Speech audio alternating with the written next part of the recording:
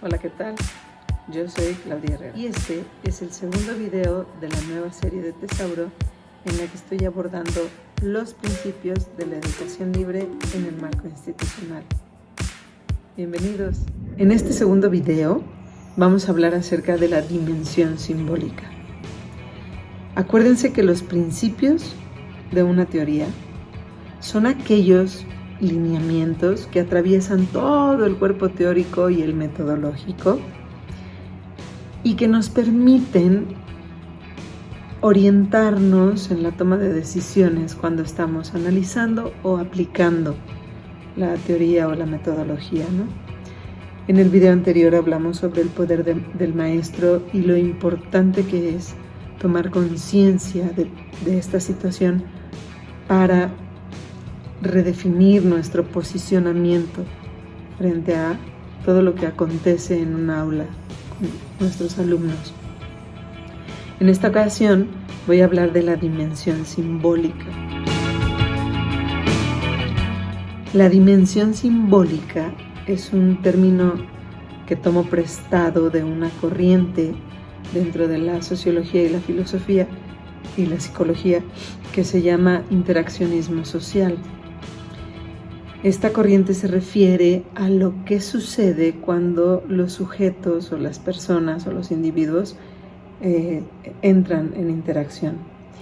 Normalmente, cuando se construye teoría educativa, hay 4 elementos que son los que se consideran y cada teoría tiene, o cada corriente pone mayor énfasis en alguno de estos 4, ¿no? Por ejemplo, el alumno, el docente, el aprendizaje como tal o las técnicas, herramientas, metodologías, métodos para construir conocimiento. Son estos los 4 elementos que por lo general son el foco de las teorías, ¿no? O van sobre el docente, o van sobre el alumno, o van sobre el aprendizaje, o van sobre las técnicas, las herramientas, los métodos.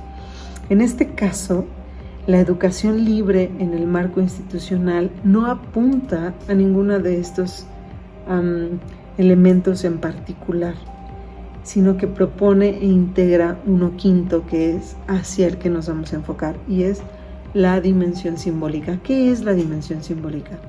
Cuando yo entro en contacto con otro ser humano, otros seres humanos o con la sociedad en su conjunto, ese encuentro con los otros siempre nos determina.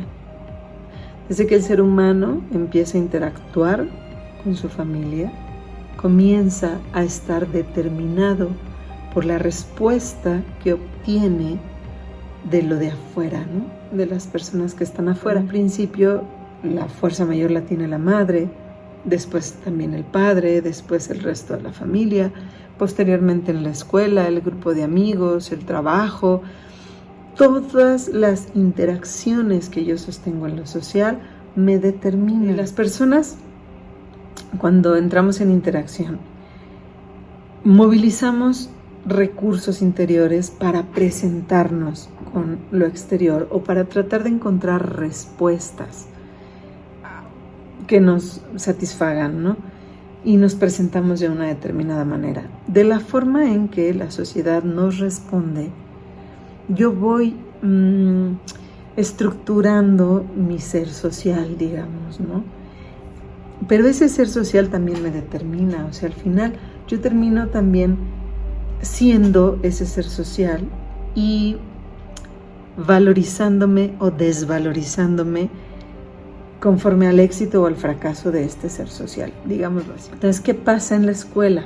¿Qué pasa entre el docente y el alumno? Bueno, el maestro, colocado en este sitio de poder que analizábamos en el video anterior,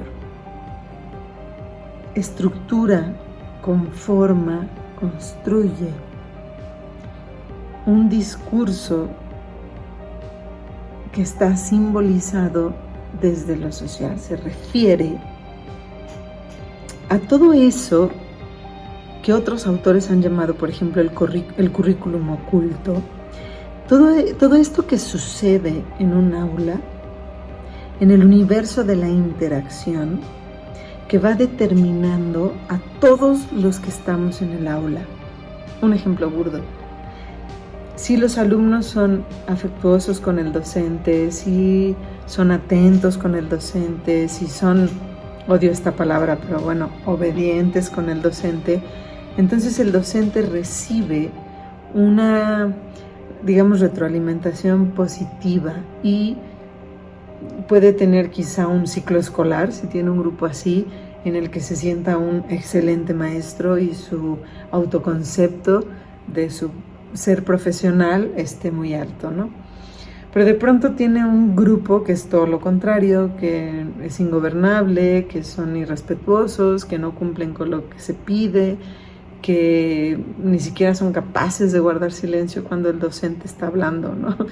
Y entonces este año se vuelve complejo, tiene muchas quejas de los papás, de la dirección, y entonces esta retroalimentación como negativo de parte de su grupo también conforma su ser profesional, su autoconcepto, y va a ser un ciclo escolar difícil del cual probablemente termine teniendo como conclusión que es un mal maestro, ¿no? Los que somos docentes sabemos que hay grupos que nos hacen incluso reconsiderar si debimos de haber sido maestros, ¿no? Bueno, esto es visto desde el maestro y les decía yo en un ejemplo muy burdo, puesto desde el alumno y considerando lo que hablábamos en el video anterior acerca del poder del maestro, esta situación adquiere unas dimensiones tremendas en la vida de los alumnos, de la edad que sean. No importa si tienen 2 años o son de postdoctorado, no importa. El poder que tiene un docente a través de la interacción, del discurso, de la mirada que pone y que coloca en esta interacción es impresionante. La dimensión simbólica entonces se refiere a ese universo simbólico que construye el maestro en su aula y que permite, premia, castiga, reprime ciertas actitudes, comportamientos, sentimientos, formas de ser, de existir en sus alumnos. Todos los maestros tenemos una forma particular de ser y entender tanto al mundo como a nuestro trabajo como a nuestros alumnos. Unos somos tolerantes con unas cosas, otros no somos tolerantes con otras. Y esto va determinando que yo llamo sistema simbólico supraindividual en el aula. ¿Qué quiere decir eso? La manera en que yo miro y entiendo las actitudes de mis alumnos, las formas de ser de mis alumnos, las formas de aprender de mis alumnos. Y en la manera en que yo puedo también mirarme a mí mismo e identificar mis expectativas, mis deseos para con ese grupo, entonces puedo tomar conciencia de lo que yo estoy construyendo simbólicamente en el aula. Por ejemplo, si a mí me cuestan trabajo los alumnos en los que yo identifico la mentira, yo puedo maltratar mucho, sin siquiera darme cuenta, a un alumno que es mentiroso. Y la manera en que yo lo trato y lo miro cuando me habla, cuando creo que ya está diciendo algo que no es cierto, cuando estoy resolviendo un conflicto que tuvo con otro niño en el que no creo mucho su versión, de la manera en que yo lo miro, lo escucho, lo atiendo, eso lo voy a transmitir al resto del grupo. Y probablemente en cuestión de un par de meses, el resto del grupo se va a referir a este niño como el mentiroso del salón. Y cada vez que este niño hable algo, sea verdad o no, todos lo vamos a escuchar desde, ya empezó con sus mentiras, ¿no? Y este niño se va a llevar para sí mismo y para su vida la idea, el autoconcepto de que es un mentiroso. Lo haya sido o no. Y esto puede ser determinante en su vida. Si yo me doy cuenta que pasa esto y yo lo que opto por hacer es ponerme un alto a mí mismo, entender que a mí me molesta esa parte, pero tratar de comprender qué está pasando en realidad. ¿Verdaderamente este alumno es un mentiroso? ¿Por qué está recurriendo a las mentiras? ¿Qué está buscando encontrar o qué no quiere demostrar que está recurriendo a esta forma mentirosa para vincularse o para justificarse? Y entonces yo me coloco en otro lugar y lo miro de otra forma, y cuando alguien lo descubre y lo señala como mentiroso, yo tengo otras posibilidades para acompañar su proceso. Y entonces en este sistema simbólico supraindividual, yo construyo otra forma de verlo en la que él puede pertenecer sin terminar siendo señalado o etiquetado por el grupo. Es decir, el sistema simbólico supraindividual tiene que ver con toda una institucionalización que yo hago en mi salón de una forma de ser, de mirar y de entender al otro. Y es supraindividual porque las personas solemos someternos a estos sistemas. Es rara vez encuentra uno un alumno, una persona que de pronto te cuestiona y te dice: profe, la verdad es que usted está como siendo injusto con mi compañero, maltratándolo, burlándose. Es raro que un alumno nos pare así delante de todo el grupo, ¿no? Es raro, y si alguien se atreve, se puede encontrar con una respuesta muy fuerte de parte de un docente, porque no estamos hechos para que nos cuestionen delante de todo un grupo, ¿no? La dimensión simbólica se refiere a ese espacio de interacción en el que nos definimos unos a otros. Y si estamos hablando de una educación libre, en el sentido en el que todos tenemos derecho a existir, en el marco institucional porque pertenecemos a una escuela que está determinada desde lo social y ya estandarizada desde lo social, lo cultural y lo político y lo ideológico.